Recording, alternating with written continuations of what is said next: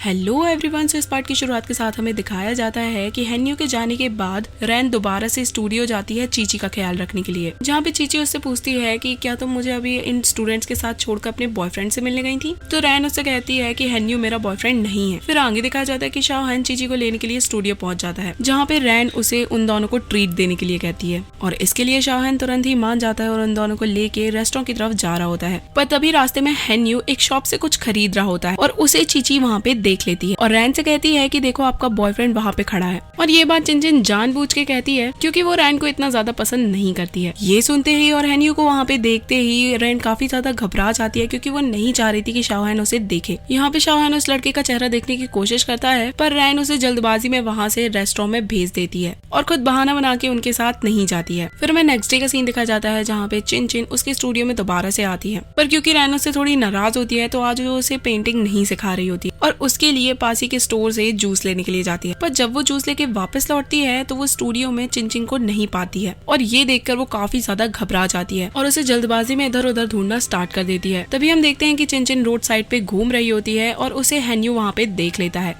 और फिर वो उसे अपने साथ लेकर एक केक शॉप में आ जाता है और उससे कहता है कि मैं तुम्हें एक केक खिलाऊंगा। फिर वो उससे बात करते हुए उससे पूछता है कि क्या तुमने अभी रैन को देखा है। तो चीची रैन को उसके पीछे से भागते हुए देख लेती है पर वो हेन्यू से कहती है कि नहीं, उसने काफी टाइम से रैन को नहीं देखा है। और फिर यहाँ पे वो हेन्यू से पूछती है कि क्या तुम रैन दीदी के बॉयफ्रेंड हो। तो हेन्यू से कहता है कि अभी तो नहीं हूँ पर जल्द ही बन जाऊंगा। तो चीची कहती है कि ऐसा बिल्कुल भी नहीं होगा क्योंकि मुझे नहीं लगता है कि रैन दीदी आपको पसंद करती है। तो हेन्यू से कहता है कि देखो मैं तुम्हें केक खिलाने के लिए लाया हूँ तो कम से कम तुम मेरे लिए बुरा तो मत बोलो। और फिर बाद में वो चिंची से पूछता है कि तुम्हारा घर कहाँ है, मैं तुम्हें घर छोड़ देता हूँ। फिर आगे दिखाया जाता है कि हेन्यू चिंचिन को लेकर उसके बताए हुए एड्रेस पे पहुंचता है जहाँ पे वो शाओहेन से पहली बार मिलता है और शाओहेन चिंची से पूछता है कि तुम स्टूडियो से वापस कब आए। तो हेन्यू से बताता है कि ये लड़की मुझे बाहर रोड पे घूमती हुए मिली थी तो मैंने सोचा कि इस लड़की की हेल्प कर दूं तो मैं इसे घर पे छोड़ने आया था। फिर ये बताने के बाद हेन्यू चिंची से कहता है कि देखो मैंने तुम्हें घर तक छोड़ा है ना, तो प्लीज तुम रैन से मेरी तारीफें करना। और ये कह के वो वहाँ से चला जाता है। फिर नेक्स्ट सीन में हमें दिखाया जाता है कि रैन काफी घबराई हुई और बारिश में भीगते हुए शाओहेन के पास पहुंचती है और यहाँ पे वो शाओहेन से सॉरी कहती है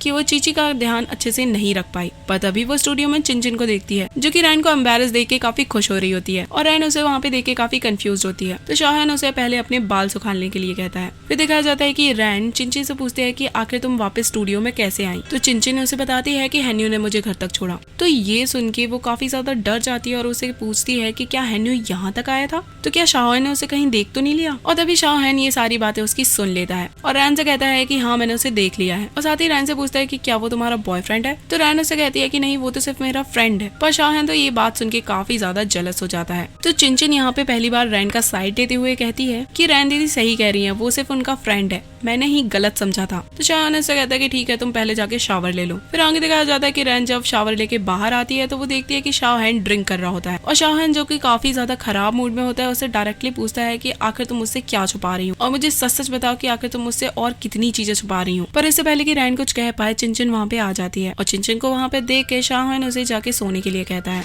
और इसके बाद शाओहेन रैन को वहाँ से जाने के लिए कहता है। फिर रैन वहाँ से उदास होकर जाने लगती है पर तभी अचानक से वो पीछे मुड़ के शाओहेन के पास जाती है और उसे पूछती है कि अभी तुमने मुझसे जो सवाल किया है वो आखिर क्यों किया था और आखिर तुमने मुझे समझ क्या रखा है और मैं भला तुम्हें अपने सीक्रेट्स क्यों बताऊंगी। क्या तुमने कभी अपने सीक्रेट्स मुझे बताए हैं? इस पूरे विलेज में तुम्हारे बारे में कोई कुछ भी अच्छे से नहीं जानता है और क्या तुमने मुझसे कभी कुछ नहीं छुपाया क्या। और साथ ही उसे कहती है कि मैं तुम्हें क्लियरली एक बात बता दूं कि मैं अपने सारे सीक्रेट्स सिर्फ अपने बॉयफ्रेंड को ही बताऊंगी। और शाओहेन को देख के रैन अपने मन में सोच रही होती है कि शाओहेन तुम मान लो कि तुम जेलस फील कर रहे हो। और ये सब कहने के बाद रैन वहाँ से चली जाती है। फिर हमें नेक्स्ट डे का सीन दिखा जाता है जहाँ पे रैन दोबारा से शाओहेन से मिलने पहुंच जाती है पर शाओहेन उसे सैलून में नहीं मिलता है तो वो यहाँ पे उसकी बिल्ली को खिलाने लगती है। फिर तभी यहाँ पे लिंची आ जाती है और उसे बताती है कि शाओहेन तो अभी अपने होम टाउन वापस गया है और रैन से पूछती है कि क्या उसने तुम्हें ये बात नहीं बताई, क्या तुम दोनों के बीच में कोई झगड़ा हुआ है। और रैन के पास आके कहती है कि देखो मुझे पता है कि तुम शाओहेन को लाइक करती हो और इनफैक्ट यहाँ की सारी लड़कियां शाओहेन को लाइक करती हैं, पर शाओहेन इस टाइप का लड़का नहीं है और वो इन सारी लड़कियों को इग्नोर करता है। तो मैं तुम्हें सजेस्ट करूंगी कि अगर तुम चाहती हो कि शाओहेन तुम्हें पसंद करे तो तुम्हें उसकी टाइप की चीजों में इंटरेस्ट लेना चाहिए ताकि तुम दोनों के पास कोई कॉमन टॉपिक हो बात करने के लिए, और ऐसा करने से तुम शाओहेन को और अच्छे से जान पाओगी। तो रैन को उसका आइडिया अच्छा लगता है और इसके बाद वो एक बुक स्टोर में जाके कुछ प्लांट्स के बारे में बुक खरीदती है क्योंकि शाओहेन को प्लांट्स में काफी दिलचस्पी है। इसके बाद वो प्लांट्स के बारे में पढ़ना चालू कर देती है और कुछ टाइम बाद हेन्यू के घर भी जाती है क्योंकि उसके अंकल का एक बड़ा सा गार्डन था। फिर हमें कुछ दिन बाद का सीन दिखाया जाता है जहाँ पे हमें पता चलता है कि शाओहेन हेन्यू के अंकल के गार्डन की देखरेख करता है और उसे ये जॉब उसके फ्रेंड के रेफर करने से मिली थी। फिर आगे हम देखते हैं कि रैन की मॉम ऑफिस से कुछ दिन की छुट्टी पे होती है और घर पर ही रह के रैन की देखभाल कर रही होती है, जिसके कारण से रैन घर के बाहर नहीं निकल पा रही होती है। फिर यहाँ पे उसकी मॉम उससे कहती है कि मैं देख रही हूँ कि तुम प्लांट्स वगैरह में कुछ ज्यादा ही इंटरेस्ट लेने लगी हो और काफी टाइम से प्लांट्स के बारे में बुक भी पढ़ रही हूँ और अपने गार्डन को भी देखती रहती हूँ। तो मैं सोच रही थी कि अगर तुम्हें ये सब कुछ इतना ही पसंद है तो हमारे गार्डन की देखभाल करने के लिए मैं एक गार्डनर रख लेती हूँ, जैसे कि हेन्यू के अंकल ने भी किसी को अपने गार्डन को मैनेज करने के लिए रखा है। तो रैन कहती है कि मॉम आपकी जैसी मर्जी हो आप कर सकती हो। फिर हमें नेक्स्ट डे का सीन दिखाया जाता है जहाँ पे रैन अपनी केयर टेकर को पूरे घर में ढूंढ रही होती है। फिर वो बाहर गार्डन में केयर टेकर को बुलाने के लिए जाती है जहाँ पर उसकी आवाज सुनकर शाओहेन उसे पहचान लेता है और यहाँ पे रैन शाओहेन को अपने गार्डन में काम करते हुए देख लेती है और शाओहेन भी उसे वहाँ पर देख के काफी शॉक्ड हो जाता है। रैन शाओहेन को वहाँ पे देखकर काफी डर जाती है क्योंकि उसने अभी तक शाओहेन को बताया ही नहीं था कि वो इतनी रिच है।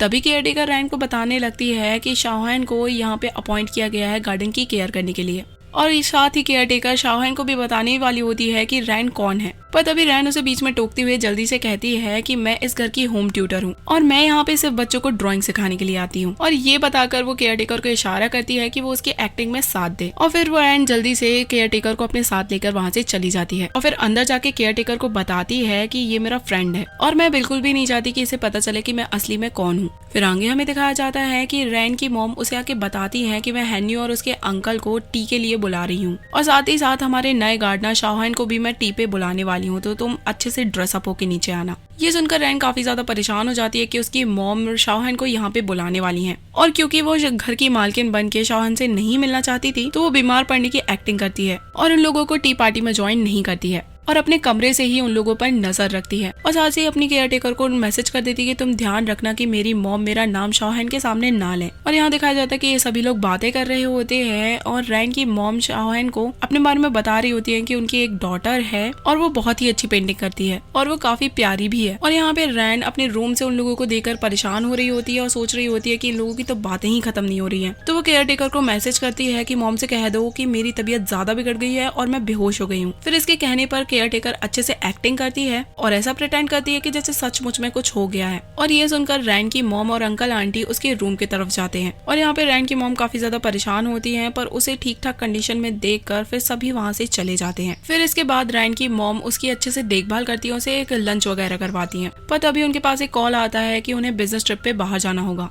फिर वो तुरंत ही वहाँ से चली जाती है और यहाँ रैन शाओहेन को विंडो से देखती है जो कि गार्डन में अकेला बैठा होता है और फिर रैन उसे मैसेज करती है कि क्या तुम मुझसे अभी भी गुस्सा हो, क्यों ना हम कहीं बाहर मिले। तो शाओहेन उसे मैसेज करता है कि ठीक है। तो ये देख के रैन काफी ज्यादा खुश होती है। फिर शाओहेन शाम को गार्डन की सारी सफाई कर कचरा फेंकने डस्टबिन के पास गया होता है और यहाँ पे केयरटेकर भी रैन के कुछ खरीदे हुए कपड़े डस्टबिन में फेंकने के लिए आती है क्योंकि रैन की मॉम उसे बाहर के कपड़े पहनने नहीं देती। अब केयरटेकर के जाने के बाद शाओहेन जब इन कपड़ों को देखता है तो वो समझ जाता है कि ये रैन के हैं और साथ ही उसे रैन की मॉम की बात भी याद आती है कि वो उसे बता रही थी कि उनकी बेटी पेंटिंग करती है। और ये सब याद कर शाओहेन समझ जाता है कि रैन उसे झूठ बोल रही थी जब वो उससे इस घर में मिली थी कि वो यहाँ की एक ट्यूटर है, पर वो तो उल्टा इस घर की बेटी निकली। ये सब सोचकर शाओहेन काफी ज्यादा परेशान हो रहा होता है और काफी गुस्से में ड्राइव करके वापस घर जा रहा होता है और वो रैन के इस झूठ से काफी ज्यादा अपसेट होता है और समझ जाता है कि रैन उसे काफी सारी चीजें छुपा रही है और उसे नहीं बता रही है। फिर हमें नेक्स्ट डे का सीन दिखाया जाता है जहाँ पे रैन पार्क में पहुंच जाती है और शाओहेन के आने का वेट कर रही होती है, पर काफी समय गुजर जाता है और शाओहेन अभी भी पार्क में नहीं आया होता है। और वहीं दूसरी तरफ हमें शाओहेन को दिखाया जाता है जो कि काफी अपसेट होता है और रैन के बारे में ही सोच रहा होता है और इस बात से काफी हर्ट फील कर रहा होता है कि रैन ने उससे इतनी बड़ी बात छुपाई और साथ ही सोच रहा होता है कि आखिर उन दोनों के बीच में कितना बड़ा डिफरेंस है।